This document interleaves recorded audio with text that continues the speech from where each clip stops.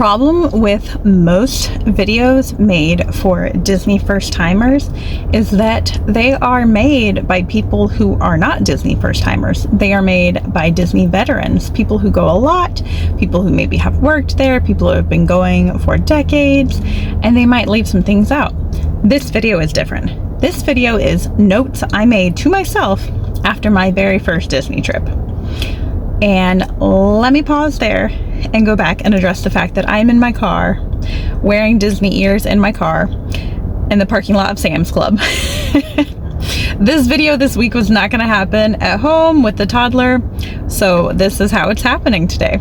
I have a bunch of kind of random, some categories, but a bunch of tips that I learned on my first Disney trip. But let me just tell you a little bit of background about my first and second Disney trips before I dive in. So my first Disney trip was January of 2019. Yes, 2019. Wow. Obviously, there was a really big world-changing event about a year later.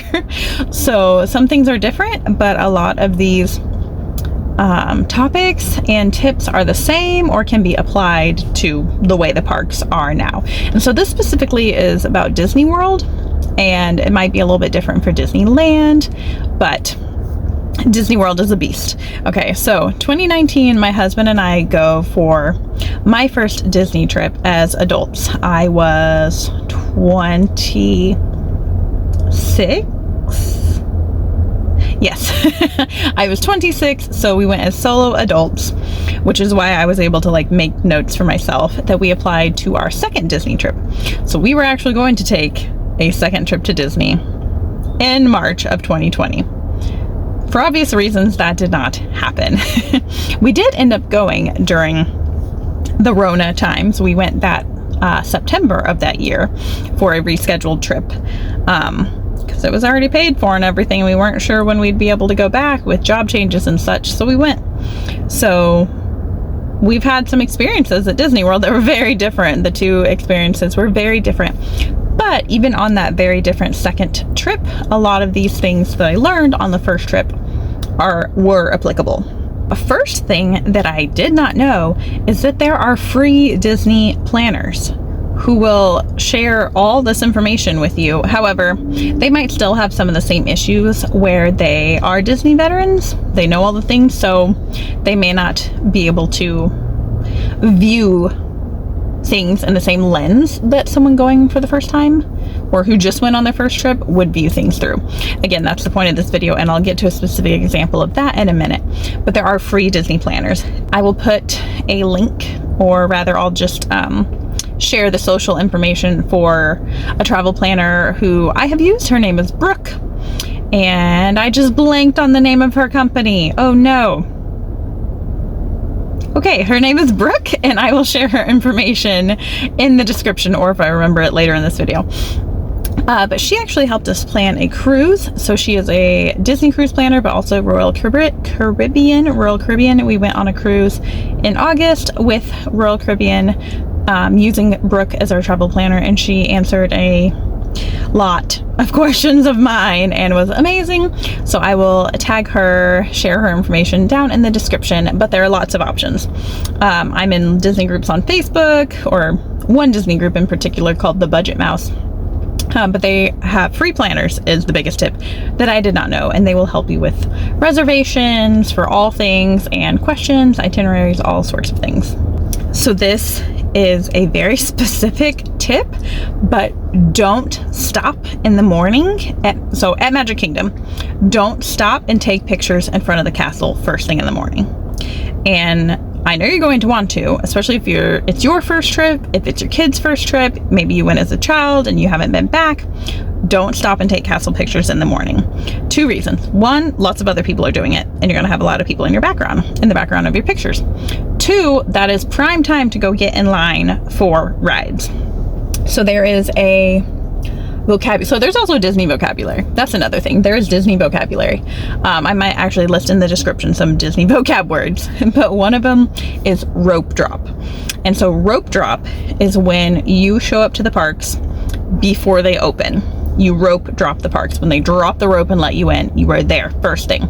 You, depending on the time of year, you might have to be there super early. If you are going around a school holiday, you will want to be there super early. And when you rope drop, do not waste your time taking castle pictures. Utilize that time going to a ride that will typically have a long line. Especially if that line is outdoors and you're there like in the summer or something. Go stand in that outdoor line first thing in the morning, not later. My sister went with us on our second trip in 2020 and wanted to stop and take pictures in front of the castle, as one does when they've never been to Disney World before. And I was like, no, go to Seven Dwarfs Mine Train. And like made her book it there. And then when she saw the long line, she understood. And we went and took castle pictures later. We took some in the middle of the day and in the evening. There were less people. The sky was really beautiful. It was getting to be that golden hour and they were great. First thing in the morning, there's going to be a lot of people and you're wasting your time. So that was a lengthy way to say don't take castle pictures first thing. Another thing about first thing in the morning. So there are some times that Disney offers early entry or like later park hours, specifically for deluxe resort guests or certain things. And we stayed on property. So in a Disney owned hotel. That's another one of the vocab. We stayed in a Disney-owned hotel on the first trip because there were perks that came with that, and also it was just convenient. They had free transportation. It was great. We stayed in the cheapest hotel, so it wasn't super close or anything like that. That's why it's the cheapest, right? But it was still really great. And so we got to enter the parks a little bit earlier than everyone. I was not aware that not all of the rides were open, so I did not have a plan for what ride to go to, and we kind of wasted that time going to Mickey's PhilharMagic, which is a show that was fine but never has a line. And I could have gone to a ride that usually has a long line, like I believe Haunted Mansion was open, and that would have been a much better use of time. So even if you don't want to plan your trip down to the minute, anything like that, do some research and have a general idea of things like that. Disney does require planning. It's not the most relaxing vacation in the world. You will have a great time. It will be magical, but do some planning. Another thing specific to Magic Kingdom, and this may be different. This may be different now, like I said, but the current fireworks show at Magic Kingdom is Happily Ever After, which is the same show I saw. So I believe this is the same.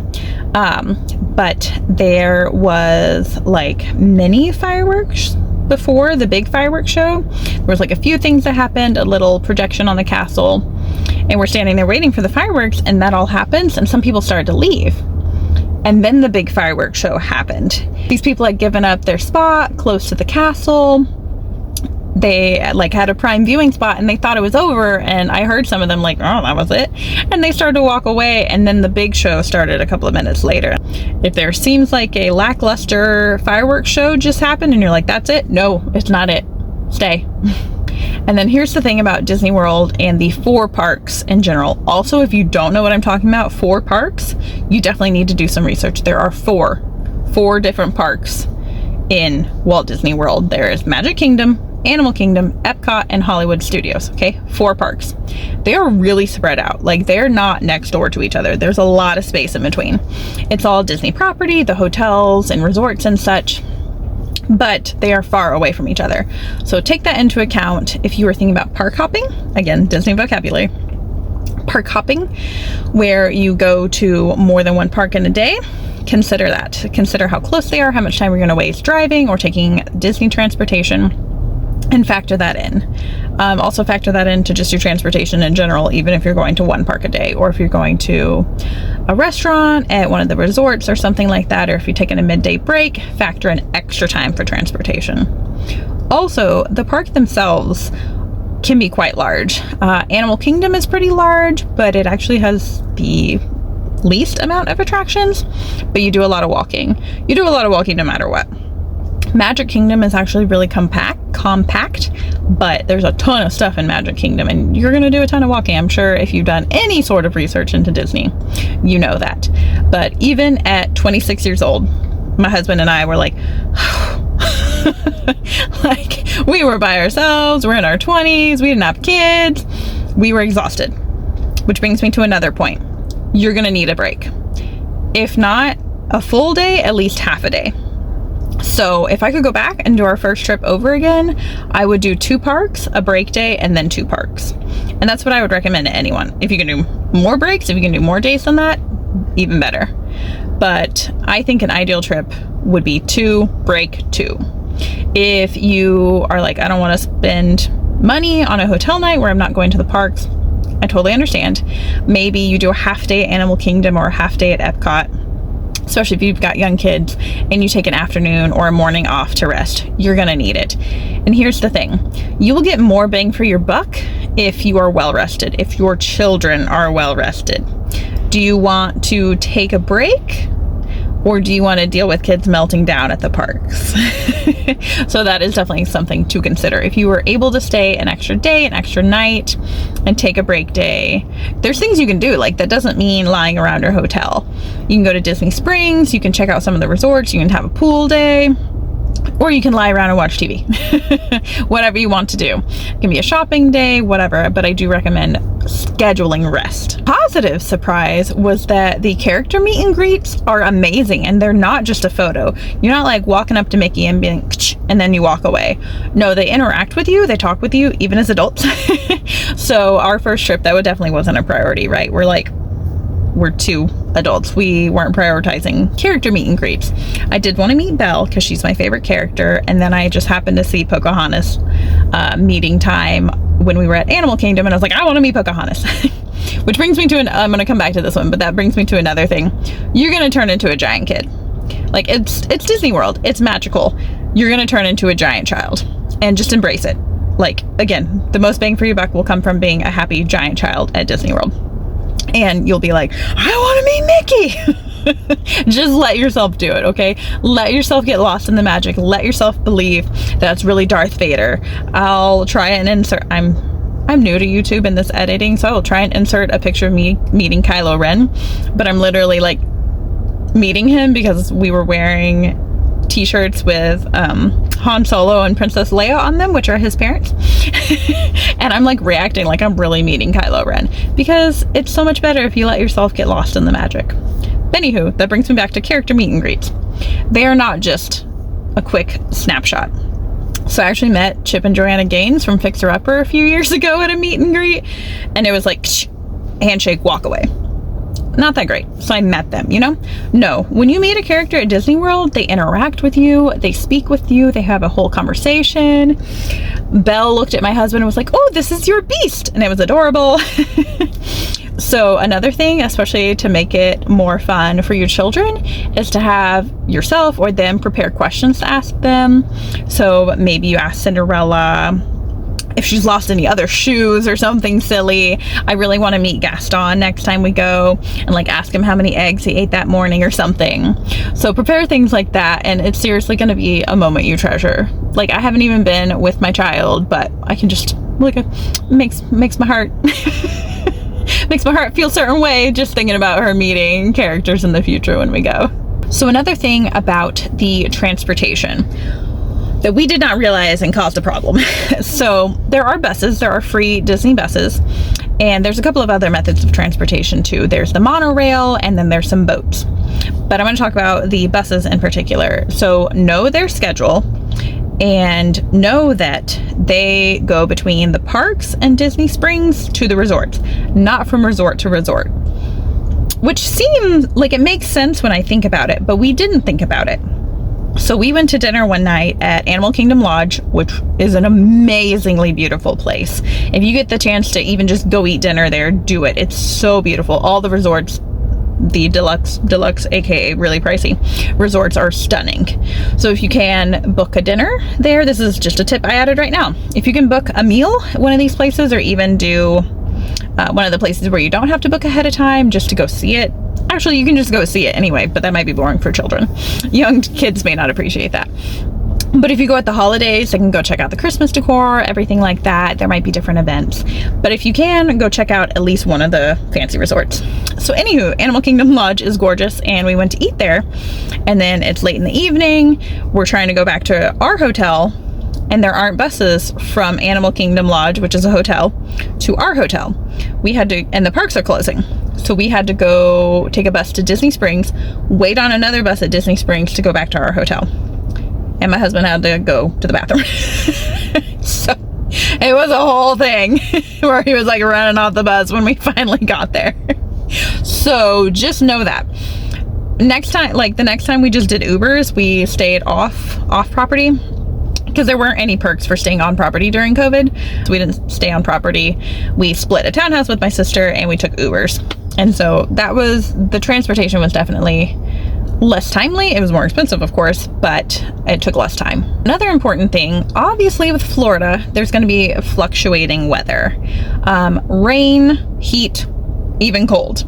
So our first trip, like I said, was in January, and I was in layers in the morning, like a sweatshirt with a fleece over it, and then I wore leggings with, like, what do they call it now? They call it flared leggings, aka yoga pants back in the day. That's what we called them. I was wearing layered pants because later in the day I took them off because it's Florida and it gets warmer again, but in the morning it was quite chilly. And then on our trip in September 2020, it was quite hot.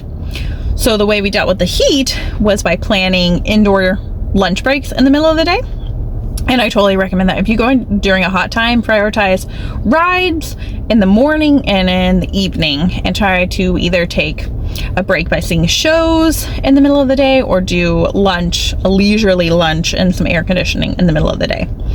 And then with rain, that is another major factor. So we basically got rained out of our Epcot day, which, because we did not have a break in our trip, actually kind of ended up being a blessing. We didn't get to see much at Epcot because I think we left at like 1 p.m. because it was pouring rain, and it's Florida. We should have known this, and we sort of did. We packed raincoats, hats, and umbrellas, but our feet were soaked. And there was this lady walking around Epcot with these shoe cover, or her whole family had these shoe covers on, and I literally like practically screamed to her, like, where did you get those? Amazon, unfortunately. She didn't get them at Disney. But the next time we went, you better believe I bought those before we went. We didn't get any rain that time, of course, because I was prepared, right? But I highly recommend those. I'll try to paste a link in the description. You'll probably have to copy and paste it. YouTube is a little picky about new accounts sharing links. I'm not sure if I'm approved yet, but I will try to share a link. I'm not going to get a commission or anything. It's not an ad. It's just 100% I recommend this, and they're cheap too. So totally do it. All right, so unfortunately, I'm not going to finish this video right now. I've got a meeting in 20 minutes, and I gotta not only drive back to my office, but not look like this. So the rest of this video is probably going to be in a different location. You know, we're going for me sharing information, not being the most fancy professional channel. All right, so I'll see you in the rest of this video shortly. I am back in my car again, and in another parking lot. I am now at Aldi. I'm about to go grocery shopping.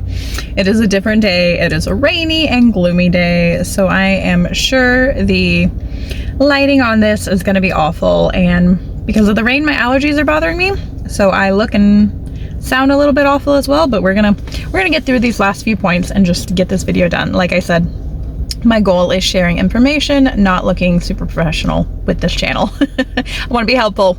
Doesn't matter how professional quality it is.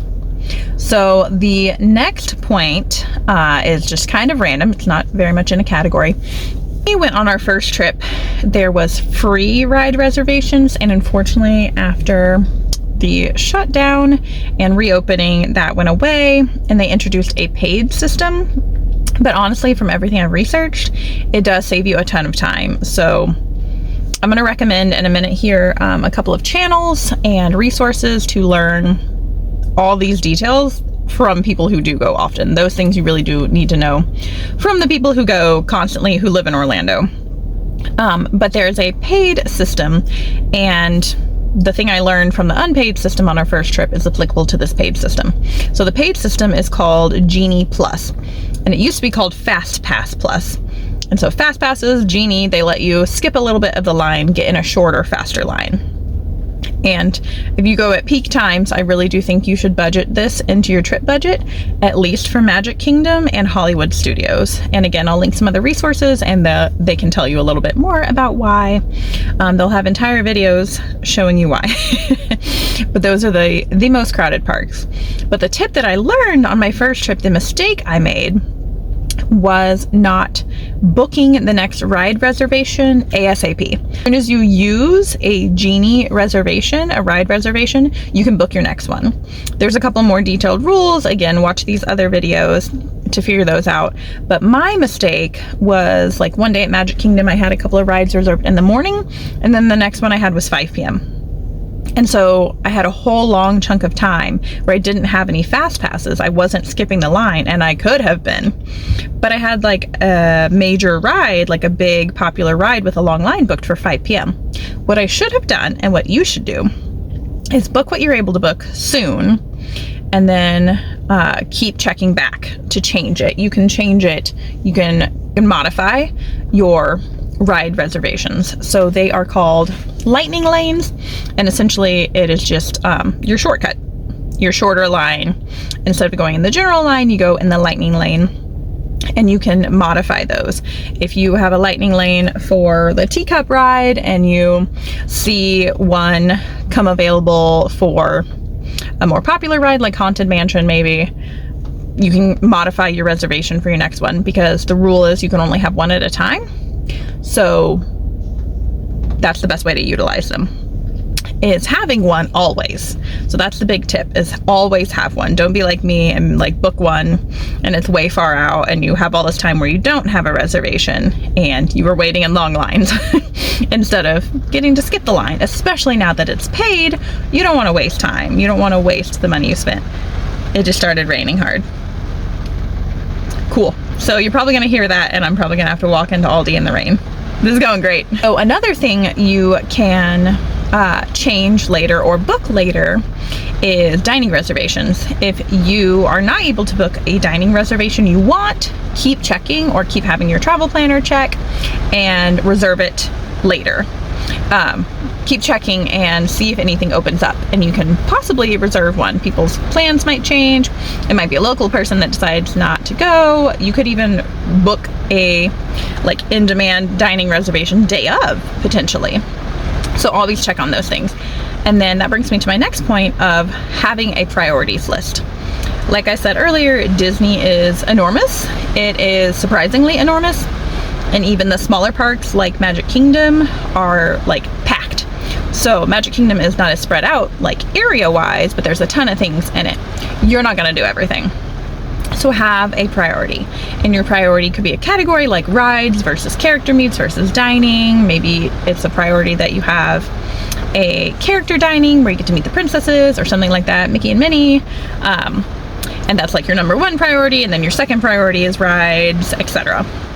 My priorities on our first trip, for some reason, were sit-down restaurants, and that brings me to another tip. They're kind of a waste of your park time. Like I said, you can do that for lunch, but having that reservation time kind of limited us on what we could do, and we had to work our day around it. So I would suggest either snagging a reservation day of somewhere, or doing a sit-down meal but not at a place where you need a reservation. And then also doing mobile order and doing mobile order pickup. You can mobile order and grab your food before someone in line even orders. Like, so within the Walt Disney World app, you can mobile order food, and that'll save you a bunch of time. But going back to your priorities, if your priority is rides, choose like 5 and make sure you get those done, and then anything else is gravy. Anything else is extra and great. Maybe your kids really want to meet a certain character, they're at a certain park, that's your priority for that park, and then you choose maybe a couple of rides, maybe a show, maybe fireworks.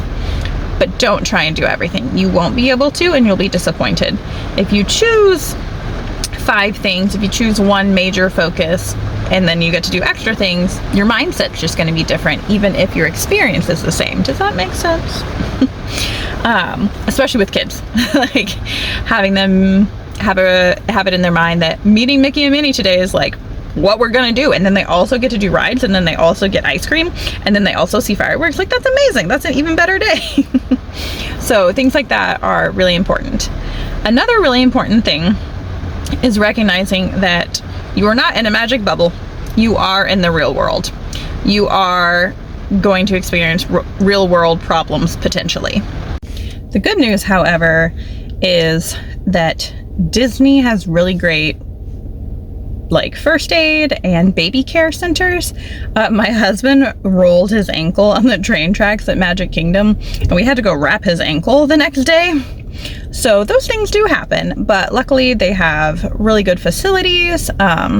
So like I said, baby care and first aid. So baby care is a spot where like nursing moms can go. You can go take a nap with your little one. I meant the little one can take a nap, but you know, whatever, you could nap too. But they have this really great spot if you forget something, if you have like a major spill or something and you just need a place to go chill. Also, I have not used that facility, so again, that's something you can research, but just know that that is an option. And also accept the fact that Disney is in the real world, and as magical as it can be, it is real life. Things happen, and I will probably have a future like travel fails video with lots of examples of things still happening on vacation. And an important thing at Disney, be nice. It is important everywhere, but for some reason, I guess it's because, you know, people spend so much money, they have these high expectations. Disney guests are known for being really rude. Don't be them. Don't be that person. Be kind. The employees, who they call cast members, they love their jobs. They want to help you. If you are kind to them, you will get excellent care in return. Just keep in mind that they are real people. You are in the real world. Things happen. And this last one is, again, more of like a mindset thing, but also a really important way to truly enjoy your trip. Don't just rush around checking off your to-do list. So like I said before, prioritize things, be flexible, have priorities, but be flexible, understand the weather, and again, things happen. But also, don't just rush around. Enjoy the magic. Soak up the atmosphere. Watch your kids freak out when they see the castle. Enjoy these things. Disney is beautiful. They have beautiful parks. The theming is amazing. There's little details everywhere. One of my favorite parts was just sitting and eating and looking around on our first trip. We grabbed food at one of the places right behind Cinderella Castle, and it was like sunset time. It was the golden hour, and it was gorgeous. And we just sat there for a while. And sure, we weren't riding rides or anything. We had that reservation late in the day that I was talking about. That was one of my favorite things, was just sitting there and absorbing the atmosphere. Animal Kingdom's a really good place for that. Epcot has all the different countries. But just spend some time soaking up your family, soaking up the atmosphere of Disney. If you have any other rookie questions that I may be able to answer as someone who did Disney for the first time not that long ago, and as someone who's weird and is totally a Disney adult and likes to watch Disney YouTube channels, you can totally ask me a question and I may be able to explain, and may actually get to your question sooner than a major channel. Which brings me to my recommendations for major channels. My favorite one is Mammoth Club. So the like main person in Mammoth Club is Molly, and she is so fun to watch and so fun to learn from. And they have lots of videos on the Genie Plus system and how to prioritize things and schedule your day, like all of those really practical things. And then she does like behind the scenes information, stuff like that. Details about the atmosphere and the little Easter eggs of Disney World. They're super fun. Serena at Living by Disney. She's both on YouTube and has a podcast and Instagram. Of course, all of these people are on Instagram. All Ears and Disney Food Blog are also really great.